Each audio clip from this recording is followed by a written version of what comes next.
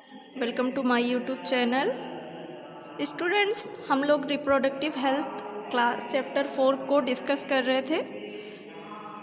हमने पहले क्लास में पढ़ा था कि परिवार नियोजन क्या है और परिवार नियोजित करने की कौन कौन सी विधियां हैं।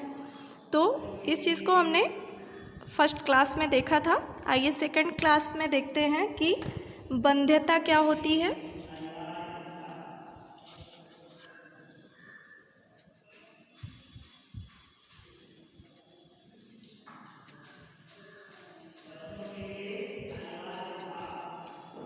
इंग्लिश में इसे इनफर्टिलिटी कहते हैं।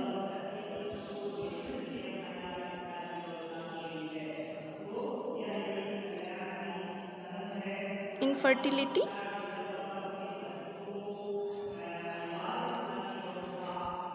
स्टूडेंट्स, देखा जाए तो अगर स्वस्थ दंपत्ति हैं, स्वस्थ नर और मादा, मेल फीमेल दोनों ही स्वस्थ हैं, तो उनमें गर्भाधान की स्थिति धारण करने में कोई भी मुश्किल नहीं आएगी।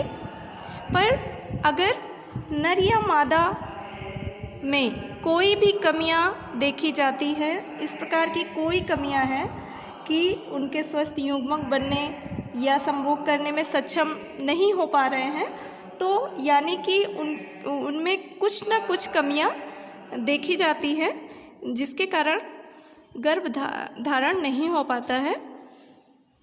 तो गर्भाधान के संपन्न होने के लिए पुरुष और स्त्री दोनों स्वस्थ युग्मक बनाने, यानी कि क्रमशः नर और मादा जो होते हैं वो युग्मक बनाने तथा संभोग करने में सक्षम होने चाहिए। शुक्राणु जो होता है, स्पर्म जो होता है, वो सक्रिय सामान्य होने चाहिए ताकि वो स्त्री की फैलोपियन नलिका तक पहुंच सके। स्त्री के जनन मार्ग में कोई ऐसा भौतिक अवरोध नहीं होना चाहिए, फिजिकल ब्लॉकेज नहीं होने चाहिए जो शुक्राणुओं के अंड कोशिका तक पहुंचने में बाधा बने। और अगर वो बाधा बन रहे हैं तो यानी कि वो पुरुष या स्त्री बांझ होता है या कहते हैं बांधे होता है, उनमें गर्भाधान की कोई स्थिति संपन्न नहीं हो सकती है। तो नहीं होना चाहिए जो शुक्राणुओं के अंड कोशिका तक पहुंचने में बाधा बनेगा। और शुक्राणु और अंडाणु आपस में मिलने पर शुक्राणु का अंड कोशिका को भेद कर उसे निषेचन करने में सक्षम होना चाहिए। साथ ही निषेचन से बना जो जाइगोट होता है वो प्रारंभिक भ्रूणीय विकास करने और गर्भाशय की अंतः भित्ति में रोपित अंतरोपण, उसका प्रत्यारोपण होने में सक्षम होना चाहिए। गर्भ में प्रत्यारोपित भ्रूण जो होता है वो स्वस्थ होने चाहिए और इसका जो हार्मोनल पर्यावरण जो होता है वो उचित होना चाहिए ताकि इसका आगे का विकास जो हो वो सुनिश्चित हो सके और सगर्भता की स्थिति जो हो वो बनी रहे और किसी व्यवधान की पूरी तरह कोई भी संभावना ना रहे। तो आप देखेंगे प्रजनन कैसी क्रिया है, एक जटिल प्रक्रिया है। युग्मक निर्माण, युग्मक स्थानांतरण, फिर उसके बाद निषेचन और निषेचन के बाद किसी भी कारक में गड़बड़ी होने पर दंपति संतान उत्पन्न करने में सक्षम नहीं होते। तो यानी कि जो इनफर्टिलिटी बाध्यता है, संतान पैदा करने की क्षमता जिन दंपतियों में नहीं होती है उन्हें बाध्यता कहा जाता है या बाध्यता कहलाते हैं। अपने देश में या देखा जाता है कि पूरे वर्ल्ड में अनेक लोग ऐसे दंपति हैं जो बांधे हैं, इनफर्टाइल हैं। इस बाध्यता के बहुत सारे कारण हैं, जैसे उनका शारीरिक, फिजिकल, जन्मजात, मनोवैज्ञानिक, उनकी बॉडी की जो प्रतिरक्षात्मक कह सकते हैं, प्रतिरक्षात्मक कैपेसिटी उनकी बॉडी की, वो पैथोजेनिक है या नहीं है, उनमें कोई रोग है, रोग जन्म तो नहीं ले रहा है, ये सारी चीज़ों को देना है, या बहुत सारी औषधियों का वो सेवन कर रहे हैं। तो ये भी जान लेना बहुत ज़्यादा ज़रूरी होता है कि जो संतान ना होना स्त्री का दोष है या पुरुष का दोष है। स्त्रियों को बच्चा ना पैदा होने के कारण बहुत सारे यातनाएं दी जाती है, पर इसका पता नहीं लगाया जाता है कुछ घरों में कि वो स्त्री बच्चा पैदा करने में सक्षम नहीं है या वो पुरुष बच्चा पैदा करवाने में सक्षम नहीं है। तो इसके बहुत सारे निदान देखे जाते हैं। सबसे पहले इनफर्टिलिटी की डिफिनेशन देख लेते हैं।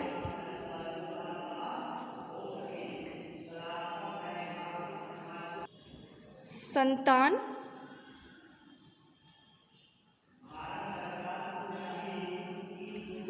पैदा करने की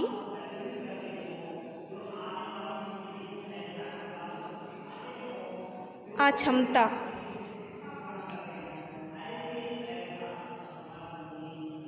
संतान पैदा करने की अक्षमता बाध्यता कहलाती है, या आप कह सकते हैं इनफर्टिलिटी कहलाती है। जो दंपति संतान उत्पन्न करने की क्षमता नहीं रखते हैं उन्हें ही बांध कहा जाता है। इसके बहुत सारे निदान भी हैं।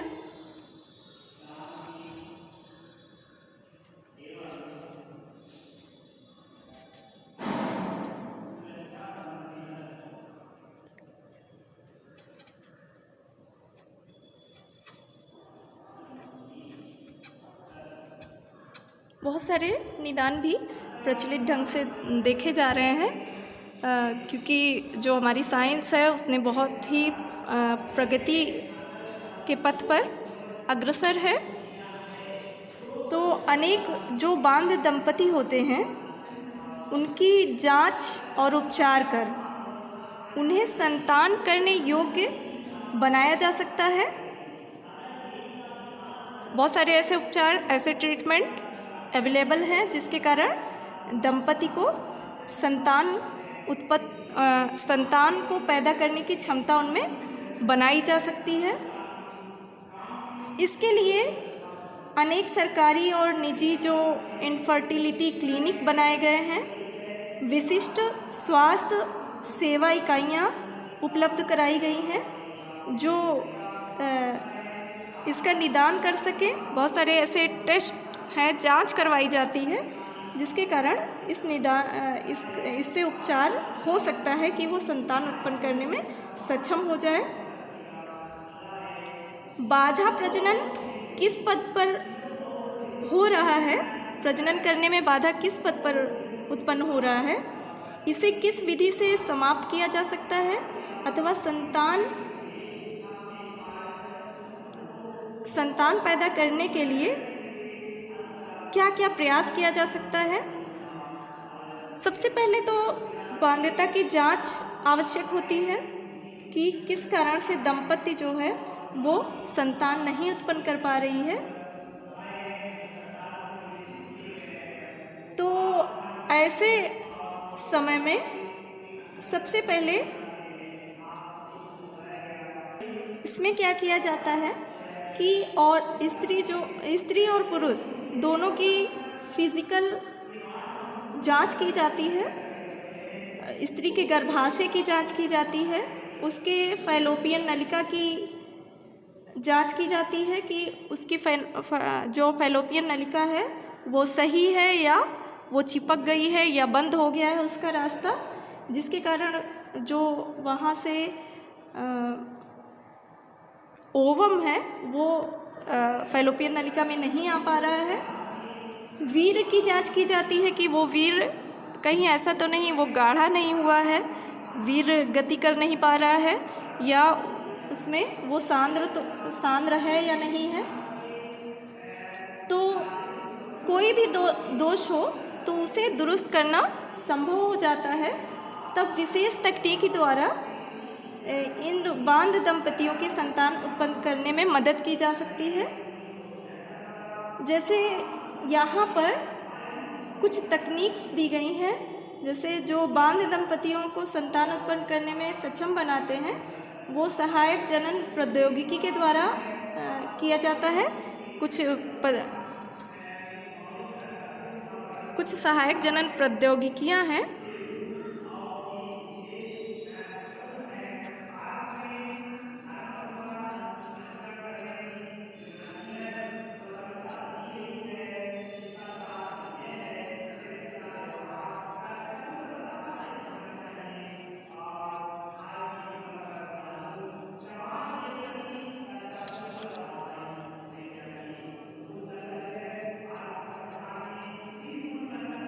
असिस्टेड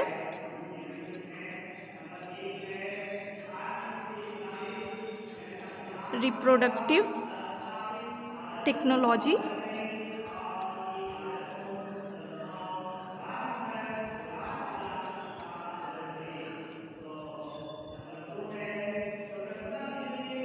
इसे शॉर्टकट में ART भी कहते हैं।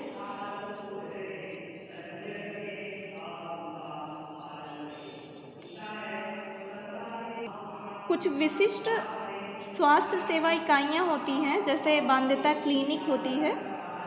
उपचार करके बांध दंपतियों को विभिन्न तकनीकों की सहायता से संतान पैदा करने में मदद करती है। इसी तकनीक को सहायक जनन प्रौद्योगिकियाँ कहते हैं। ये कई प्रकार की होती है। इसकी डिफिनेशन नोट कीजिए आप। विशिष्ट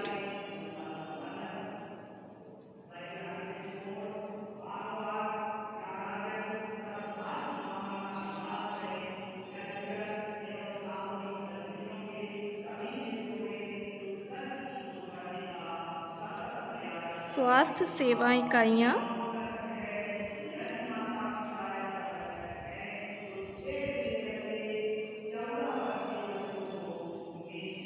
जैसे बांध्यता क्लिनिक,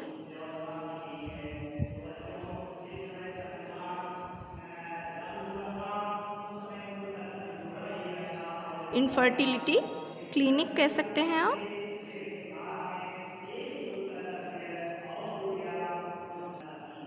उपचार करके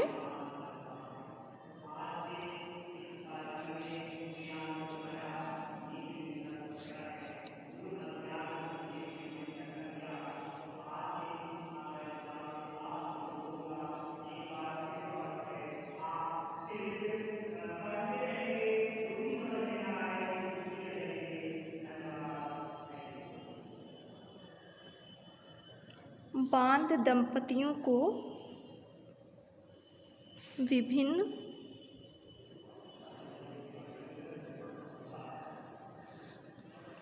तकनीकों की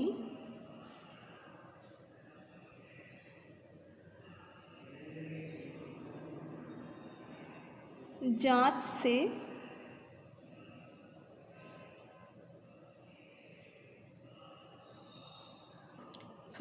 सहायता से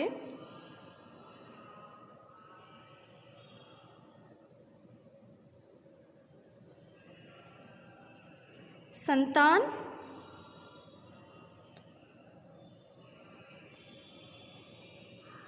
पैदा करने में मदद करते हैं।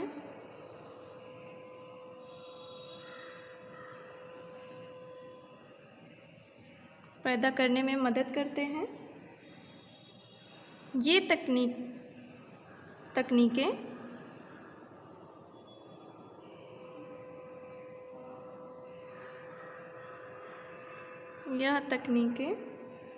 सहायक जनन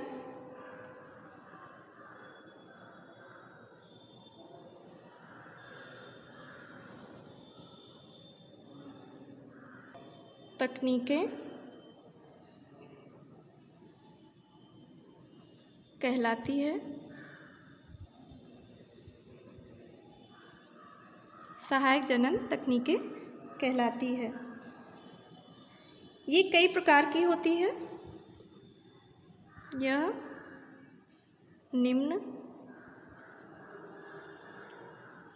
प्रकार की होती है, जैसे कृत्रिम वीर्य सेचन एक विधि है, एक सहायक जनन प्रौद्योगिकी है।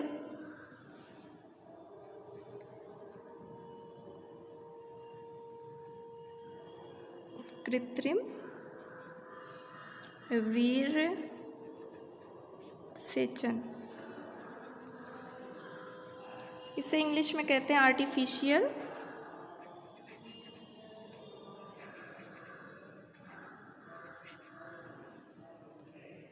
इंसेमिनेशन।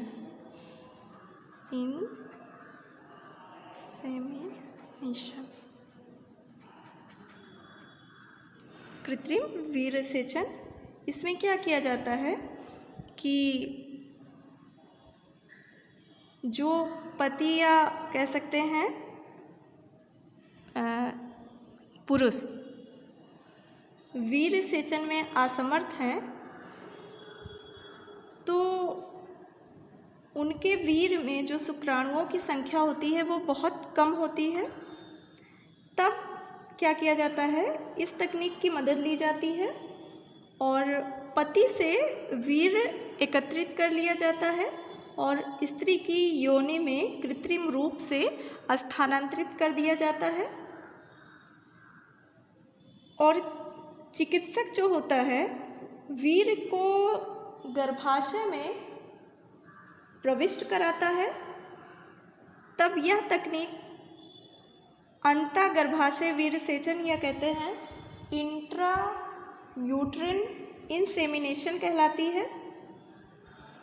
देखिए, अगर इसको समझने का प्रयास कीजिए, इसमें क्या होता है, जो पुरुष वीर्य सेचन करने में असमर्थ होता है, यानी कि स्त्री की योनि में शुक्राणुओं की संख्या को बहुत कम या वीर्य सेचन कर ही नहीं पाता है, तो तब इस तकनीक की मदद ली जाती है और फिर क्या किया जाता है, इस तकनीक की मदद से वीर्य एकत्रित कर लिया जाता है और उसे स्त्री की योनि में कृत्रिम रूप से ट्रांसफ़र कर दिया जाता है। और ये एक डॉक्टर करता है। वो डॉक्टर वीर्य को गर्भाशय में प्रविष्ट कराता है। तब ये तकनीक जो होती है वो अंतःगर्भाशय वीर्य सेचन या कह सकते हैं इंट्रा यूट्रिन इंसेमिनेशन कहलाता है। कृत्रिम वीर्य सेचन, इसमें क्या करवाया जाता है, इंट्रा यूट्राइन इंसेमिनेशन एक तकनीक है। इंट्रा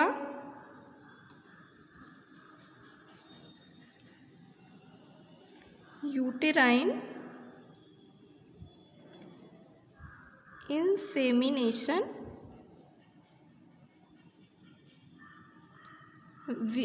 पुरुष के वीर्य को क्या किया जाता है, एकत्रित किया जाता है और एकत्रित करके उसके मतलब स्त्री के यूट्रिन में उसको ट्रांसफ़र किया जाता है और इस ट्रांसफ़र को ही कहते हैं कृत्रिम वीर्य सेचन। इस प्रक्रिया द्वारा भी एक स्त्री संतान उत्पन्न करने में सक्षम हो सकती है, क्योंकि उसको जब पुरुष के वीर्य को निकाला जाता है तो उसको लैब में रख के उसे सांद्र किया जाता है। फिर सांद्र करने के बाद उसे स्त्री के यूट्रस में या गर्भाशय में उसको ट्रांसफ़र किया जाता है। ये वर्क करता कौन है, एक चिकित्सक, एक डॉक्टर करता है। उसके यूट्रिन में उसे ट्रांसफ़र कर देता है और एक जो स्त्री होती है वो माँ बनने का सुख प्राप्त कर सकती है। तो ये प्रक्रिया इंट्रायूट्रिन इंसेमिनेशन के द्वारा कृत्रिम वीर्य सेचन को सहायक जनन प्रौद्योगिकी द्वारा बनाया गया है और इसके द्वारा एक स्त्री माँ बन सकती है और एक दंपति संतान का सुख भोग सकता है। दूसरी विधि है पात्र निषेचन।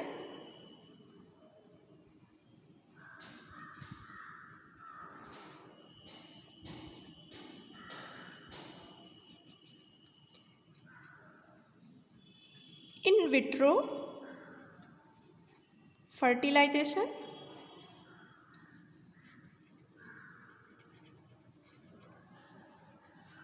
इन विट्रो फर्टिलाइजेशन, पात्र निषेचन।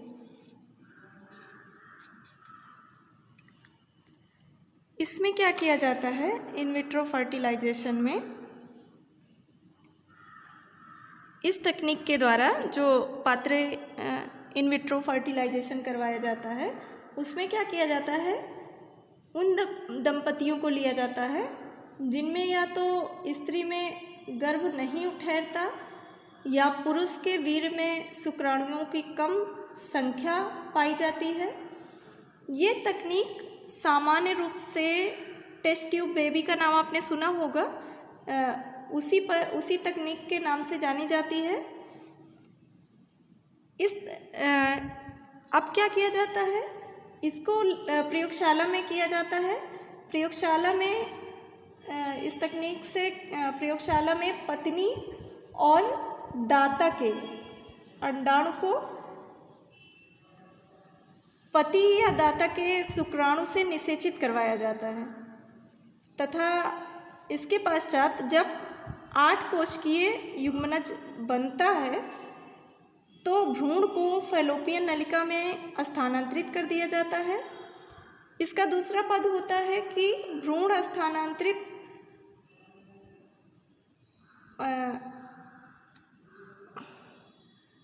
स्थानांतरण कहलाता है। 8 कोशिकीय अवस्था से अधिक विकसित भ्रूण, जैसे 32 कोशिकीय हो जाए, वो पिछले क्लास में हमने इसको बहुत अच्छे से बताया था कि किस प्रकार से किस अवस्था में वहाँ पर जा कर के अपरा से वो जो भ्रूण होता है वो चिपक जाता है, वहाँ पर फिर रहता है। तो 32 कोशिकीय को गर्भाशय में स्थानांतरित कर दिया जाता है। इसे कहते हैं इंट्रा यूट्रिन ट्रांसफ़र। इसमें आप एक बार फिर से समझ लीजिए, पात्र निषेचन में क्या होता है? प्रयोगशाला में स्त्री और पुरुष की जो शुक्राणु और वीर्य होते हैं उसका निषेचन करवाया जाता है और जब वो निषेचित हो जाता है 32 कोशिकीय बन जाए या फिर 8 कोशिकीय हो जाए तो उसको स्त्री के गर्भाशय में स्थानांतरित कर दिया जाता है। इस प्रकार से एक स्त्री जो होती है वो सामान्य रूप से शिशु को जन्म देती है और इसी प्रकार के शिशु को टेस्ट ट्यूब बेबी कहते हैं। इसमें क्या किया जाता है? इंट्रा यूट्राइन ट्रांसफ़र किया जाता है।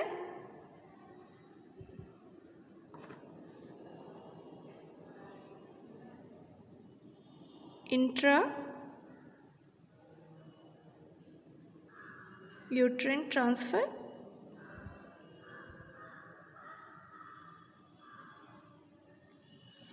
देखिए, कृत्रिम वीर्य सेचन में क्या किया था? लैब में वीर्य को सांद्र किया जाता है, फिर सांद्र करके, क्योंकि स्त्री तो बिल्कुल ठीक है, नॉर्मल है, तो सांद्र करके इसको स्त्री के गर्भाशय में ट्रांसफ़र कर दिया जाता है और वहाँ पर वो फिर अंडाणु से मिल करके निषेचन क्रिया फ्यूज़न करके निषेचन क्रिया करता है और भ्रूण का विकास होने लगता है और एक दंपति क्या होती है, वो संतान का सुख प्राप्त कर सकता है। पात्र निषेचन में क्या होता है कि भ्रूण को यूट्रिन में ट्रांसफ़र किया जाता है। इंट्रा यूट्रिन ट्रांसफ़र में यानी कि जो दंपति होती है उसके वीर्य को इन विट्रो फर्टिलाइजेशन करवाया जाता है। उसके मतलब वीर्य को, एक शुक्राणु को और अंडाणु को लैब में ले जाया जाता है और वहाँ पर ले जा कर के उसको पात्र निषेचन करवाया जाता है। पात्र में उसका निषेचन करवाया जाता है और जब वो भ्रूणीय अवस्था में आ जाता है, 32 कोशिकीय या 8 कोशिकीय हो जाता है, तब फिर उसको ट्रांसफ़र किया जाता है स्त्री के गर्भाशय में। इसीलिए इसका नाम होता है इंट्रा यूट्रिन ट्रांसफ़र। इसका नाम भी दिया जाता है इंट्रा यूट्रिन ट्रांसफ़र। शॉर्टकट में इसे IUT भी कहते हैं कि IUT करवा सकते हैं ऐसे दंपति। पहले ये तकनीक विकसित नहीं थी और जिनको कोई भी कमी जनन में रहती थी तो वो माँ बनने में अक्षम होते थे वैसे दंपति। तो इस प्रौद्योगिकी द्वारा ये संभव हो गया है कि जो स्त्री है या पुरुष है वो अपने बच्चे का सुख प्राप्त कर सकता है। ये तो आपका था इंट्रा यूट्रिन ट्रांसफ़र। एक ट्रांसफ़र और होता है, उसको कहते हैं जाइगोट इंट्राफैलोपियन ट्रांसफ़र।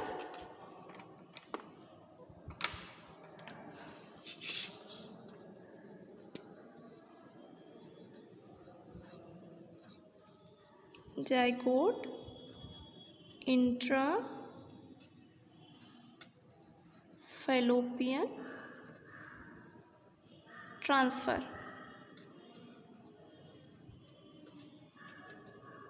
इसमें क्या किया जाता है, इसमें 8 कोश की अवस्था में जब भ्रूण पहुंचता है, यहाँ पर दिखाते हैं हम आपको, ये आपकी फैलोपियन नलिका है।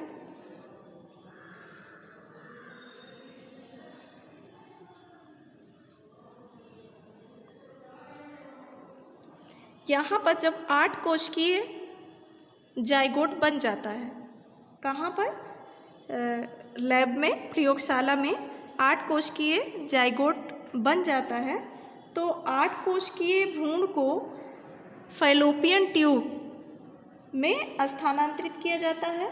फैलोपियन नलिका में इसे स्थानांतरित किया, अंडवाहिनी में इसे स्थानांतरित किया जाता है। तो इस प्रक्रिया को कहते हैं जाइगोट इंट्राफैलोपियन ट्रांसफ़र, क्योंकि यहाँ पर भ्रूण को फैलोपियन नलिका में ट्रांसफ़र किया जा रहा है, तो इसी कारण इसको जाइगोट इंट्राफैलोपियन ट्रांसफ़र कहते हैं। ये क्वेश्चंस भी पूछे जाते हैं, जाइगोट इंट्राफैलोपियन ट्रांसफ़र किस प्रकार से किया जाता है। तो जाइगोट इंट्राफैलोपियन ट्रांसफ़र 8 कोशिकीय भ्रूण को फैलोपियन नलिका में स्थानांतरित किया जाता है, तब इसे जाइगोट इंट्राफैलोपियन ट्रांसफ़र कहते हैं। टेस्ट ट्यूब बेबी शब्द एक सबसे पहले एक होता है इन वीवो फर्टिलाइजेशन।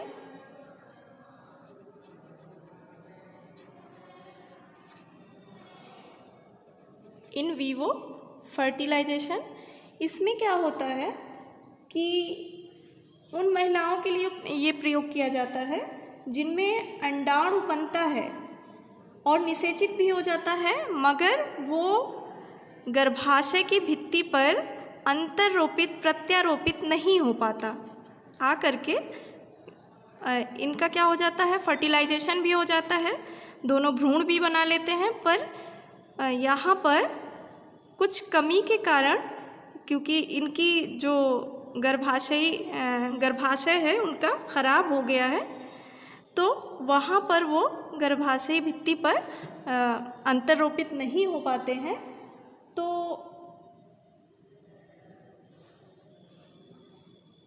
इसमें क्या होगा, अंडाणु तो बनता है और निषेचित भी हो जाएगा, मगर अंतर्रोपित नहीं हो पाएगा। तो इस तकनीक में इन महिलाओं से जो निषेचित अंड होता है, ये निषेचित जो अंड है, इस निषेचित अंड को किसी दूसरी महिला के गर्भ में अंतर्रोपित कर दिया जाता है। ये भी एक टेस्ट ट्यूब बेबी का प्रोसेस है। अंतर्रोपित कर दिया जाता है और महिला के गर्भ में एक शिशु अच्छे ढंग से पनप करके, क्योंकि उसका जो गर्भाशय है वो ठीक ढंग से काम कर रहा है, तो वो इसको अगर दूसरी महिला के गर्भाशय में अंतर्रोपित कर दिया गया तो वो एक अच्छे और स्वस्थ शिशु को जन्म देगी। तो इस प्रकार से इन विवो फर्टिलाइजेशन भी करवाया जाता है। वर्ल्ड में सबसे पहले एक इंग्लैंड के वैज्ञानिक थे रॉबर्ट एडवर्ड की देख रेख में स्वस्थ टेस्ट ट्यूब बेबी का जन्म हुआ। इसके अलावा एक होता है gamete intrafallopian transfer. Gamete intrafallopian transfer. Dear students, यहाँ आपने जाइगोट देखा था, यहाँ आप गैमीट देख रहे हैं। तो इसमें क्या होता है कि जिन स्त्रियों में गर्भधारण की समस्या होती है तो उनकी जो फैलोपियन नलिका में निषेचन होने के बाद जो युग्मनज या भ्रूण बनता है वो किसी अन्य स्त्री के फैलोपियन नलिका या गर्भाशय में स्थानांतरित कर दिया जाता है। इसके अलावा गैमीट इंट्रा ट्रांसफ़र में क्या होता है, जिन स्त्रियों में अंडाशयों में अंडाणु का निर्माण नहीं होता, लेकिन ऐसी स्त्रियों में निषेचन और भ्रूणीय परिवर्धन के लिए उपयुक्त वातावरण उपस्थित होते हैं, ऐसी स्त्रियों में जो दाता स्त्री से क्योंकि ये जो इसका यहाँ पर देखिए आप, यहाँ पर इसका क्या खराब है, इसका अंडाशय खराब है। अगर इसका अंडाशय खराब है तो इसमें अंडाणु नहीं बनेंगे। तो अगर अंडाणु यहाँ नहीं बनेंगे तो ये अंडाणु यहाँ से निकलेंगे नहीं और शुक्राणुओं के साथ इनका मिलना नहीं हो पाएगा, निषेचन नहीं हो पाएगा। तो ऐसी स्त्रियों में क्या किया जाता है, कोई एक स्त्री होती है जिसके अंडाशय में स्वस्थ अंडाणु बनते हैं, तो वो दाता स्त्री कहलाती है। जो अन्य स्त्री को, जिसके अंदर अंडाणु नहीं बन सकते थे, उसको अंडाणु क्या करती है, ट्रांसफ़र करती है, अंडाणु देती है। तो ये अंडाणु तो दाता स्त्री से लेकर के उस अंडाणु को क्योंकि इसकी फैलोपियन नलिका ठीक है और इसका गर्भाशय भी ठीक है, तो इसके दाता से लेकर के अंडाणु को इसकी फैलोपियन नलिका में स्थानांतरित कर दिया जाता है और फिर निषेचन पुरुष के द्वारा जब शुक्राणु आता है तो इसके द्वारा निषेचित हो करके ये फिर से भ्रूण का निर्माण करता है, एक अच्छे शिशु को जन्म दे सकती है ये महिला। तो उसे कहते हैं gamete intrafallopian transfer. Zygote intrafallopian transfer में क्या होता है कि उसका अंडाशय तो सही होता है पर उसकी फैलोपियन नलिका जो होती है वो सही नहीं होती है। तो ऐसे में जाइगोट का ट्रांसफ़र किया जाता है। जाइगोट का इन विट्रो फर्टिलाइजेशन लैब में करवाया जाता है और फिर ला करके इसे गर्भाशय में या फैलोपियन नलिका में छोड़ दिया जाता है 8 कोश की अवस्था में। तो जाइगोट को ट्रांसफ़र किया जाता है, यहाँ पर गैमीट को ट्रांसफ़र किया जाता है और गैमीट फिर बाद में शुक्राणु से दोनों गैमीट्स आपस में फ्यूज़न कर लेते हैं और फर्टिलाइजेशन इनमें हो जाता है, भ्रूण का निर्माण हो जाता है। तो इस प्रकार से गैमीट इंट्राफैलोपियन ट्रांसफ़र होता है। किसी दाता स्त्री से गैमीट लिया जाता है और स्त्री के फैलोपियन नलिका में उसे स्थानांतरित कर दिया जाता है, जिसके कारण वो स्त्री माँ बनने में सक्षम हो जाती है और एक शिशु उसकी ज़िंदगी में आ जाता है। डियर स्टूडेंट्स, आज के लिए बस इतना ही। अगले लेक्चर में फिर से आपसे मुलाकात होगी। तब तक के लिए धन्यवाद।